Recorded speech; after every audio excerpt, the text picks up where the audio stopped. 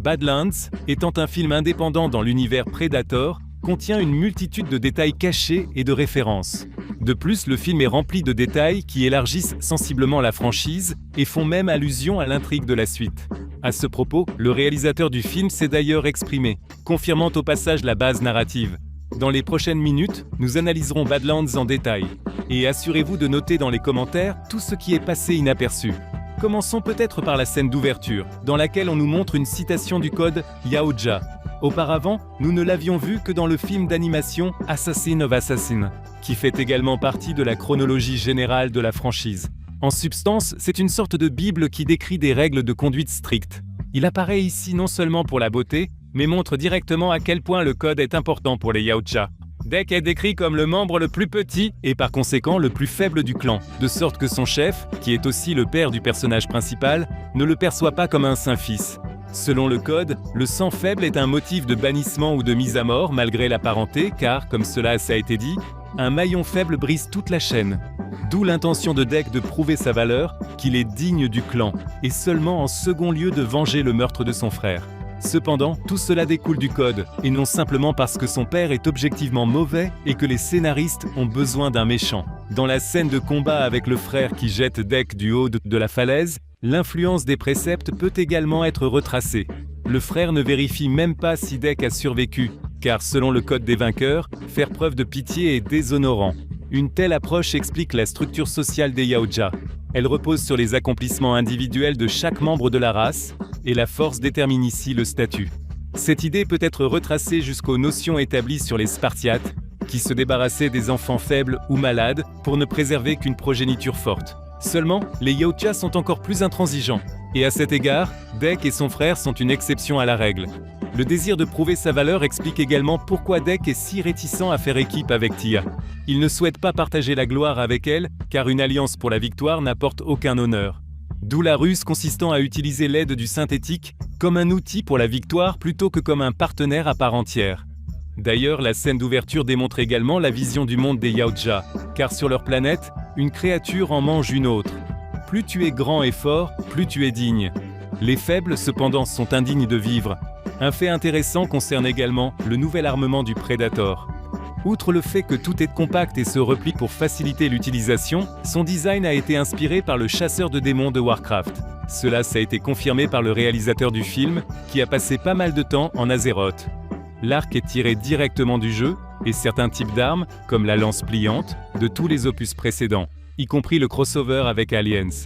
Une multitude de détails cachés sont présentés dans la salle des trophées, que j'ai examiné en détail juste après la sortie de la bande-annonce. Elle contient des références à diverses créatures de la culture populaire. Et bien, probablement, cela ne porte aucune valeur narrative. Par exemple, sur le mur, on peut facilement distinguer un crâne de T-Rex et un crâne humain, qui auraient bien pu devenir des proies dignes, mais le reste n'est pas si évident. Sur les forums, les spectateurs débattent de leurs origines.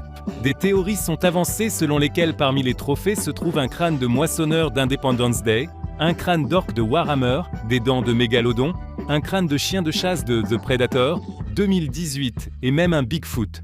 De toute évidence, l'équipe de tournage s'est pleinement exprimée ici. Au moment où le père arrive pour voir les frères, Dek se coupe la main pour saluer le chef de clan avec tous les honneurs. Quelque chose de similaire a également été montré dans l'arène d'Assassin of Assassins, lorsque la foule a salué son chef. Ce geste est utilisé pour démontrer la force du lien et exprimer le respect. Les Yautja sont en substance des Vikings de l'espace, ce qui est non seulement traçable dans leur mode de vie, mais aussi dans la conception de leurs vêtements. Le père de Dek est clairement inspiré par l'apparence des Scandinaves belliqueux, et son nom rappelle aussi beaucoup leur tradition.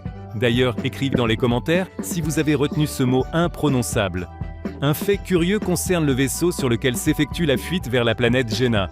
On nous montre que Dek ne parvient clairement pas à maîtriser les commandes et effectue un atterrissage d'urgence en catastrophe. Fait intéressant, quelque chose de similaire se produit dans presque un film Predator sur deux. Cependant, il faut dire que les Yautja sont en effet, dans un sens, de mauvais pilotes, car les technologies qu'ils utilisent n'ont pas été développées par eux. Par conséquent, dans cette scène, il y a une référence plus profonde à l'origine de la race.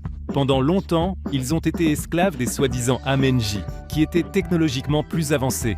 À la suite d'une rébellion, les Yautja ont réussi à les renverser et ont commencé à utiliser leur équipement et leur armement comme trophée. De là découle la tradition selon laquelle l'armure doit se mériter, et tout le monde ne peut pas piloter un vaisseau. Il est intéressant de noter que Badlands nous renvoie à un moment donné directement au tout premier Predator avec Arnold Schwarzenegger. Vers la fin du film, Deck se prépare pour la bataille finale en utilisant essentiellement des moyens improvisés. Même au lieu du canon d'épaule emblématique qui s'appelle Plasma Caster, il utilise un serpent local qui crache de l'acide.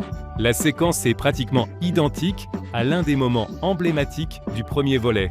Dans celui-ci, Dutch se retrouve le dernier membre de son escouade après que le Yautja sans nom se soit débarrassé de toute l'équipe. Par conséquent, Schwarzenegger est obligé d'improviser et d'assembler un arsenal à partir de tout ce qui lui tombe sous la main. Cela conduit à un montage mémorable d'armement, d'enduisage de boue et de préparation de pièges. L'effet est similaire dans les deux cas, soulignant comment le Yautja Paria s'adapte pour surmonter la puissance supérieure de ses adversaires.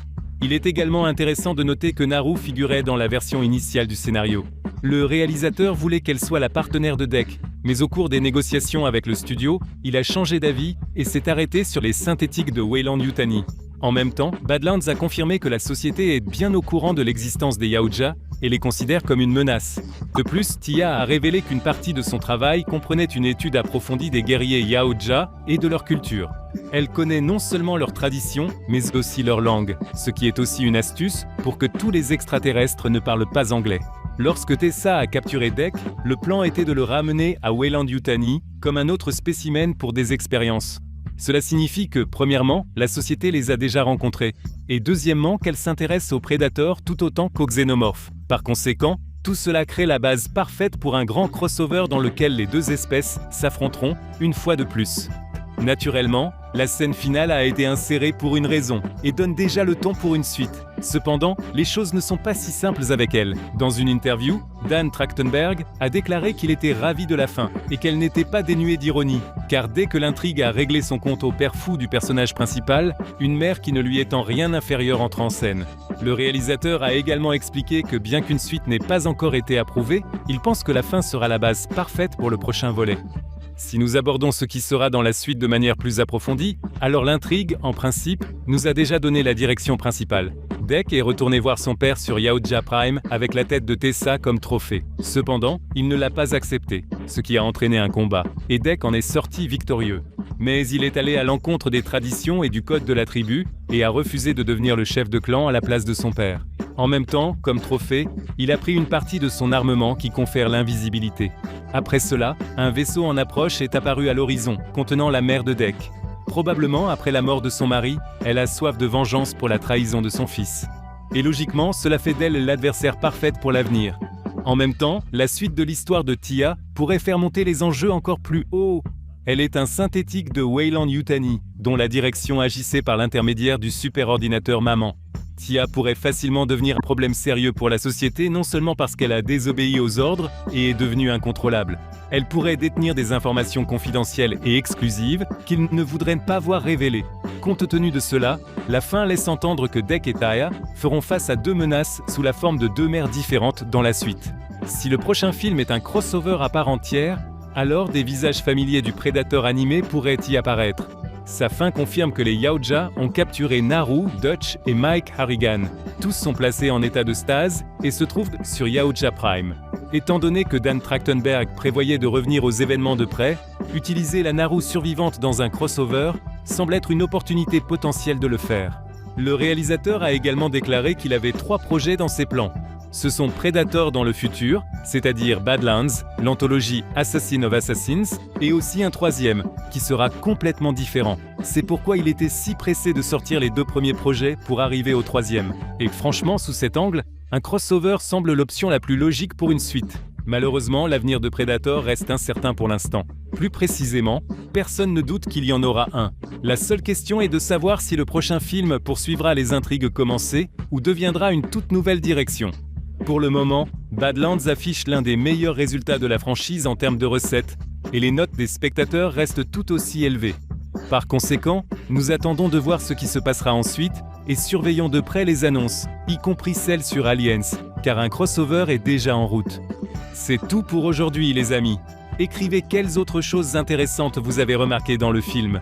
On se revoit dans de nouvelles vidéos très bientôt.